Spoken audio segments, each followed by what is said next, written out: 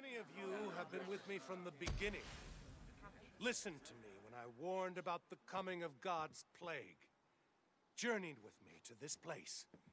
Helped me to build this ark. But whether you were with us from the beginning, or joined our ranks only today, you are now part of this great endeavor. You are now part of our mission to save mankind. I want to remind you, as you go forth beyond these walls to perform your duties, that we are still searching for material worthy of safekeeping within the Ark. We seek textbooks, manuals, encyclopedia, discs, and other media. Lieutenant Weaver has listed several books on chemistry that are needed. Lieutenant Whitaker has listed books on biochemistry, genetics, and biology that we are lacking. Captain Jimenez has listed books on medicine, anatomy, and surgical procedures that we need. Sergeant Tomlinson has listed books on highway construction, mechanical engineering. And Captain Hawkins is always looking for material related to agriculture and hydroponics. So, while you're out doing runs, keep an eye out for items like these. Do your part to help us fill the Ark. Company dismissed.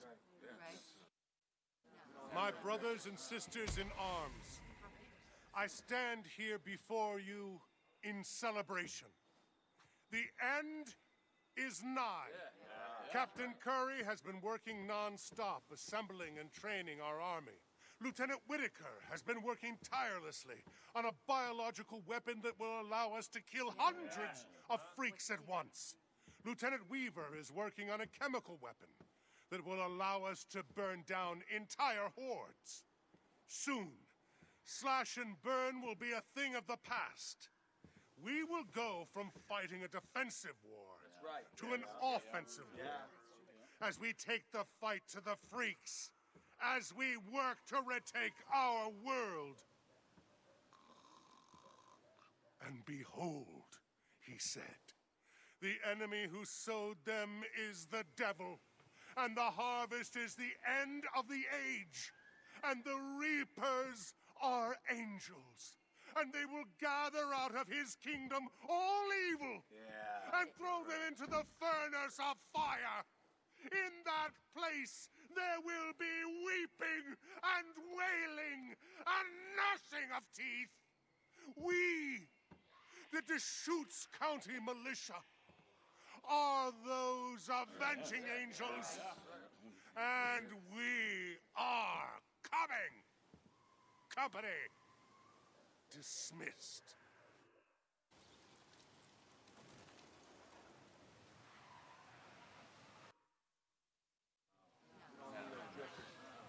This day, as the sun sets on this island, it also sets on the life of a great man.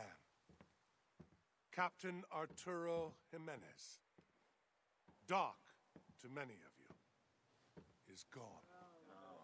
Taken from us on the eve of our great victory.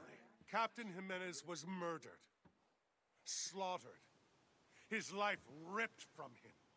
His blood, even now, soaks the tent where he toiled, hour after hour, tending our sick, our injured, our wounded. The great tragedy here is not that a good man needlessly lost his life, though for that I am indeed very sorry. The great tragedy here is that he could not be replaced. Dr. Jimenez was the only trained physician in our ranks, perhaps in all the world. My eyes have been opened. I see now the great mistake we have made. We have filled our ark with books and seeds and discs, medical journals, medical books, and encyclopedia. We have in spades. But who now, when this terrible war is over, will teach us how to use them? Journals can be replaced. Books and encyclopedia can be replaced. Dr. Jimenez, our only doctor, cannot be replaced. I go now to grieve in private. I suggest you do the same. Company dismissed.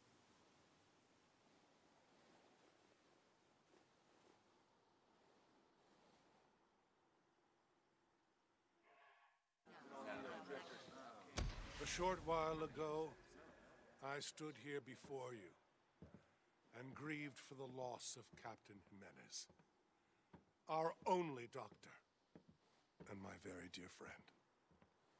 And for what great purpose did Captain Jimenez perish? So that a drug addict, a worthless excuse of a human being, could get high. Jimenez died because he stood between a junkie and a bag full of narcotics.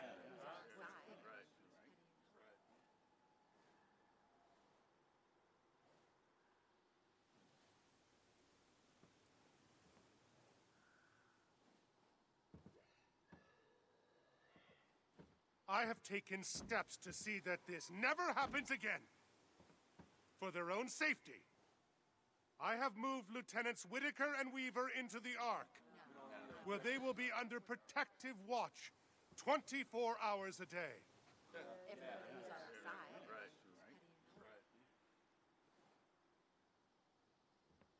The call is going out. Any person who has highly trained knowledge and skills that cannot be replaced, mechanics, engineers, scientists, medical personnel, are to be taken from active duty and removed to the Ark until this war is over. From now on, no one is allowed entrance into the Ark unless they are on special assignment and unless they are personally vetted by myself. There will be no exceptions.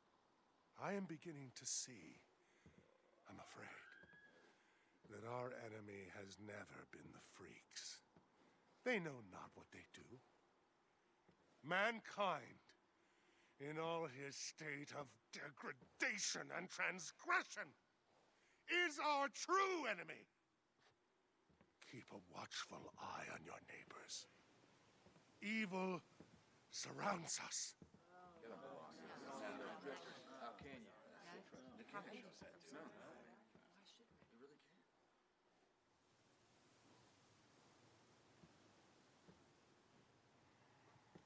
Company dismissed. I have had a revelation. Last night, a new group of recruits joined our ranks and have already been sworn in. They have traveled far from the east, west, south, and north. They're coming to this place at this time is no accident. They bring word of more camps, like the one to the south, which we have purged. Camps filled with degenerates, thieves, drug addicts, and murderers. We are threatened, all of us. Every day, we live in the shadow of death. But that shadow is not cast by rabid freaks that surround us. No, it's not. They are part of God's plan. They are part of God's punishment. No! No! It is not the freaks who threaten to destroy us. It is our fellow man. Yes, sir. Like Noah before us. We have built an ark to save mankind. To save all the knowledge. So when the flood waters recede, we may rebuild. No rebuild, sir. But in this age, here at the end of the world, God is not sending the oceans from their beds to rise up and sweep away the damned. There will be no baptism of water. No. In this last age, we are the flood. We are sent forth to baptize the world with fire!